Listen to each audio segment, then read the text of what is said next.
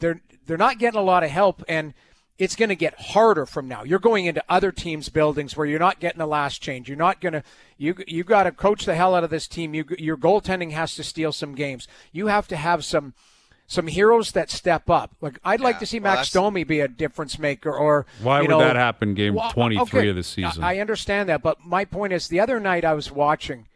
And it's Dakota Joshua wants to fight with 1 second left. I'm like, but he didn't really. He ran into him. The ref ran in, and then he skated off. Where was that in the first period? Like that's the type of stuff. They don't have anyone that's wired that way. Let's just be real about those two additions. Dakota Joshua and Matthias Maccelli have done jack squat for this hockey team since coming here. One has a couple goals. I think they both have a couple goals. But their 5-on-5 play, they're invisible. They don't do anything. They shouldn't be in the lineup. The only reason that they are is because they were acquired and there's nobody else to play. They don't do anything. They're honestly guys out on the ice. They don't do anything. I'm sorry. That's the honest assessment after watching them after this amount of time. They're not doing anything. The two of them, useless. You're right, but I'd like to hope that's you're sitting there going, that's what you need. You can't just go, okay, Willie or John, give me something. It's like Calle Järnkrok started the season and had some goals and they got hurt. But Jamie, the guys that I just referred to, Nick Robertson and Calle Järnkrok, to think that anything is going to elevate and that they're going to deliver some heroic performance and pot some important goals or do something special, that is just ridiculous to think that that's going to happen, because it ain't happening. I've watched them long enough. I'd like to see it more. I'd like to see Bobby McMahon have a game. I'd like to see, again, I think the book's out on him, too, and I hate to be negative on a Monday, but the book's out on him, too. He's wildly inconsistent. He is. He'll have some games where Jonas will freak out and talk about his speed and how fast he is, and he'll get a goal. He might pot a couple goals, and then he disappears for weeks at a time. He's wildly inconsistent, and I loved him when he first came up. I thought he was going to sneak up and be a top six forward because he had a simple role to play with skilled players, and he's just too inconsistent, and it's a major problem for him. He always finds himself in the doghouse. I'm just spitting truth here, people. I'm positive on Mondays, but this Monday, not happening. Well, yes, Owen Wilson in this, that it's 0 for 2, and I get it. But what I'd like to do is if they could tread water, get a game, have a game, focus on Wednesday, win a game, and then maybe you get some reinforcements come Friday or Saturday. And I don't know, this Matthews, this still day to day, that still scares me. That's what scares me. What Craig Berube said about Nyes and Austin, they said they're close. Was that? Yeah, that was today's update. Which again, close. These updates. They're not, there's just no point in even giving updates. The Stolars one scared me even Hasn't more. even skated in 2 weeks. Yeah, an upper body injury that you can't skate with. I don't know. I mean, again, with the Leafs, they do themselves no favors with their fans. And you're talking about the stars, the faces of the organization, and you just give them nothing. No updates on anything. And again, when you're winning, you can do that kind of stuff. It's the old Bill Belichick story. Bill, the team's going to win 13 games. He treats everyone the way he treats everyone. But everyone's all right, you got to chew on it. Bill's doing great.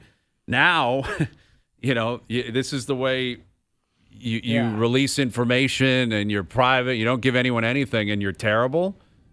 That's when fans and people are going to start getting up in arms. People get frustrated. Get very frustrated because people are buying tickets to this stuff. They're like, is he playing or not? I get on Wednesdays on the road. But it's like, are you playing or are you not playing? What happened? Why is he not playing? What happened? What's going on? No answer. Not giving you anything. Getting close. Like, okay. Well, it's a complete waste of time. And it's not Craig Berube's fault, to be clear on that. Craig's just being told what to do. I mean, that's why I think I'm picking up on his frustration. I think he wants to reveal something. He's just like, what do you want me to tell you? I'm not allowed to say anything. Yeah. But you're right. Getting close. It's like, how are you not ready to play? You're in Montreal skating. You're skating every single day. Yeah. At what point, also, you guys can speak to this, I can't, but you always used to say, like, oh, the vets would be like, when are you playing? Like, this team's dying right now. Oh, my God, they need guys to play. When we came in the league, you kind of have to play right now. Every day, an older guy, you playing, or what's your story? Like, what's your deal? It's like, no, sorry. And they just shake their head and walk away.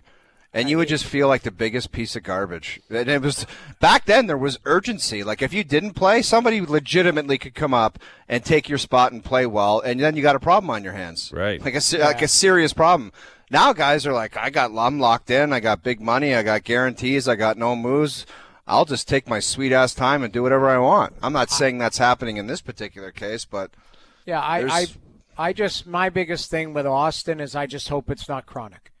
I hope it's not the same thing that happened last year and in previous. Like I don't know, and again, I don't know the nature of the injury. According to our insiders last week, they said it's not.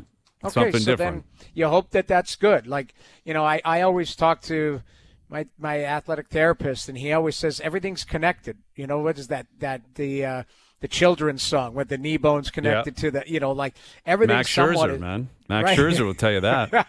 Exactly. But I want to give them the benefit of the doubt. I'd like to see them get healthy, but it is getting tougher. I'll be honest, guys. It's a little bit tougher because now we're a week later. I had that speech last week. That's it. Exactly. That's the problem. Like, and it's again like Saturday was ugly because Montreal was just dancing around them. And I told you what that was.